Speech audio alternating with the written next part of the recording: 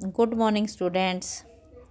बेटा मैं डॉक्टर बबीता, सह आचार्य भूगोल विभाग, राजकीय लाल बहादुर शास्त्री महाविद्यालय कोटपुतली से हूँ। आज हम आपको राजस्थान के भौतिक विभागों की जानकारी देंगे।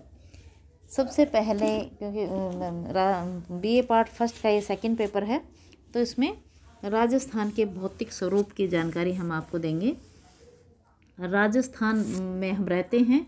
राजस्थान राज्य भारतीय उपमहाद्वीप के किधर की तरफ पड़ता है?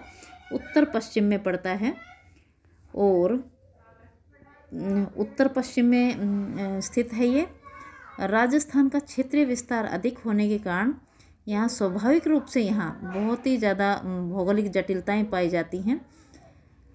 यहाँ अत्यधिक जटिलताएं और विविधताएं मिलती हैं। ये देश पहाड़ी, मैदानी, पठारी, रेतीला भूभाग है, इसलिए इसे प्रकृति की विविध कलाओं का नमूना कहा जाता है। विविध कलाओं का नमूना कहा जाता है। अब आता है कि इसे कितने भागों में बांटा जाता है। देखिए, राजस्थान को मुख्यतः हम कितने भागों में बांटते हैं? प्रमुखतया हम वैसे तो कहें तो हम 4 ही प्रमुख भागों में बांटते हैं। फर्स्ट है रेतीला मरुस्थल। अब फर्स्ट जो रेतीला मरुस्थल है उसी का हमने दूसरा भाग भी इसका सब पार्ट कर दिया। ये हमने अर्धशुष्क मैदान या राजस्थानी बांगर को मान लिया है। वैसे एक पूरे इसको भी एक कर सकते हैं। पूरे को पश्चिमी मरुस्थलीय प्रदेश, इसमें हमने ये नागौरी उच्च भूमि यानी कि अर्धशुष्क मैदान को हमने 2 पार्ट दे दिया है। चाहे हम इसे पूरे को एक भी मान सकते हैं। तो ये पूरा पश्चिमी मरुस्थलीय प्रदेश। जो थर्ड पार्ट है ये सेकंड हम कह सकते हैं, इसे अरावली श्रेणी या पहाड़ी प्रदेश। तीसरा पूर्वी मैदानी प्रदेश और चौथा हमारे आता है दक्षिणी पूर्वी पठारी प्रदेश या हाड़ौती का पठार। तो सबसे पहले रेतीला शुष्क मैदान। अब ये रेतीला शुष्क मैदान है, इसमें क्या क्या आता है आपके देखिए। बालू का स्तूप युक्त प्रदेश या रेतीला मरुस्थल। सेकंड नंबर आता है बालू का स्तूप युक्त प्रदेश या पथरीला मरुस्थल। इसके बाद आता है, देखिए अब इसको रेतीला शुष्क मैदान है, इसे 2 पार्ट्स में डिवाइड किया है। रेतीला शुष्क, एक तो बालू का स्तूप युक्त यानी कि जहाँ पर बहुत सारे टीले पाए जाते हैं बालू मिट्टी के, वो प्रदेश सारा का सारा ये पार्ट है। दूसरा पार्ट है आपका वो प्रदेश जहाँ पर बालू के टीले नहीं मिलते यानी कि पथरीला मरुस्थल है ना। जो सेकंड नंबर दे रखा है वो अर्धशुष्क प्रदेश है बेटा। देखिए ये अर्धशुष्क प्रदेश, इस अर्धशुष्क प्रदेश को राजस्थान की बांगर प्रदेश या मरुभूमि भी कहते हैं या घास का मैदान भी हम कह सकते हैं इसे। ये क्या है? ये लूनी का बेसिन है। लूनी नदी यहाँ की प्रमुख नदी है। और ऊपर की ओर देखिए ये शेखावटी का प्रदेश है। शेखावटी का आंतरिक जल प्रवाह का प्रदेश है। तीसरा पार्ट है नागौर वाला मिड में, ये नागौरी उच्च भूमि का प्रदेश है। और नेक्स्ट लास्ट है घग्गर का मैदान। देखिए, तो ये जो सेकंड पार्ट जिसको दे रखा है ये पूरा का पूरा हम अर्धशुष्क मैदान या राजस्थानी बांगर का नाम इसे दिया जाता है। अब नेक्स्ट आता है अरावली श्रेणी और पहाड़ी प्रदेश, ये जिसे हमने तीसरा नाम दिया है। ये बेटा 3 भागों में बांटी गई है। देखिए मेनली तो फर्स्ट है उत्तर पूर्वी अरावली प्रदेश या अलवर भूखंड। दूसरा है मध्यवर्ती अरावली प्रदेश या जयपुर खंड। और तीसरा है मेवाड़ की पहाड़ियाँ या भोराट का पठार।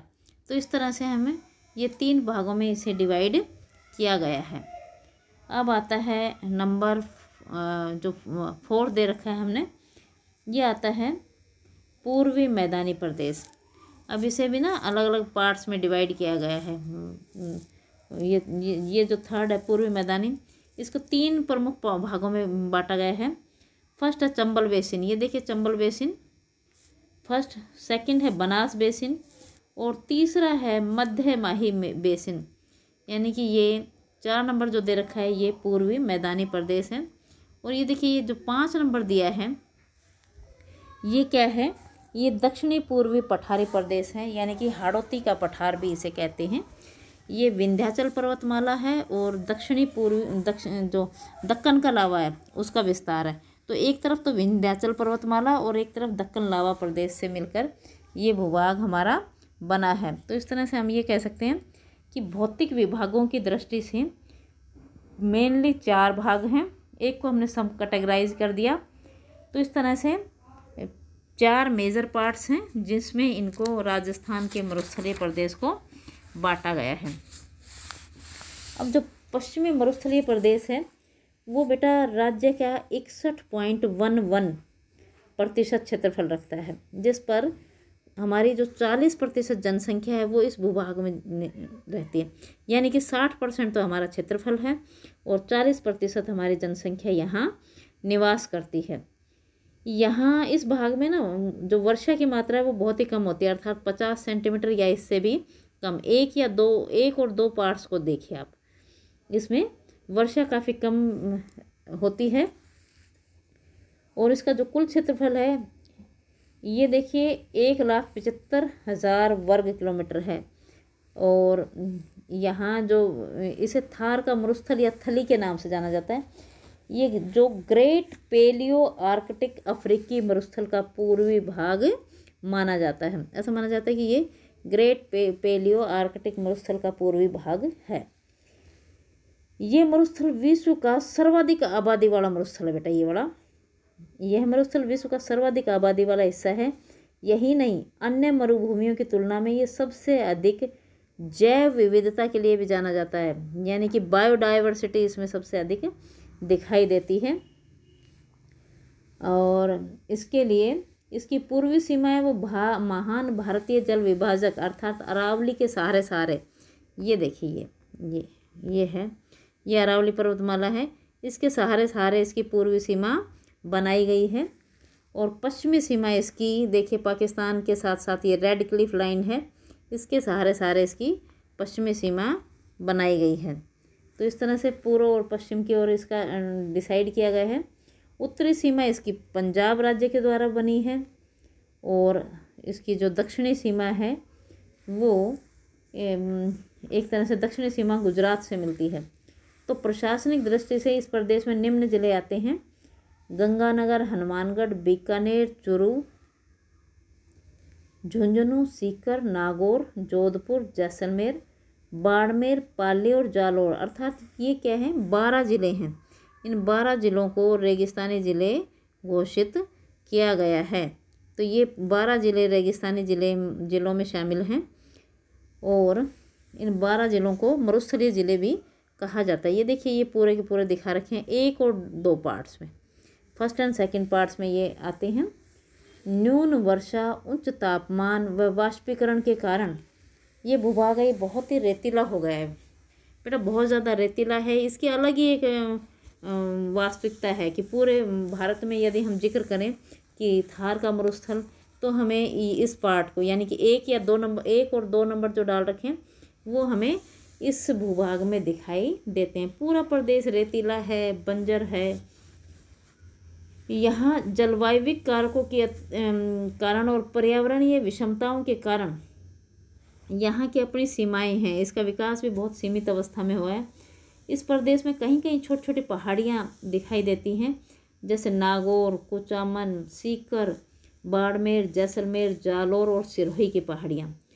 प्रदेश का सामान्य ढाल है वो पूर्व से पश्चिम की ओर और उत्तर से दक्षिण की ओर है तथा प्रदेश की जो औसत ऊंचाई है वो 200 से 300 मीटर है।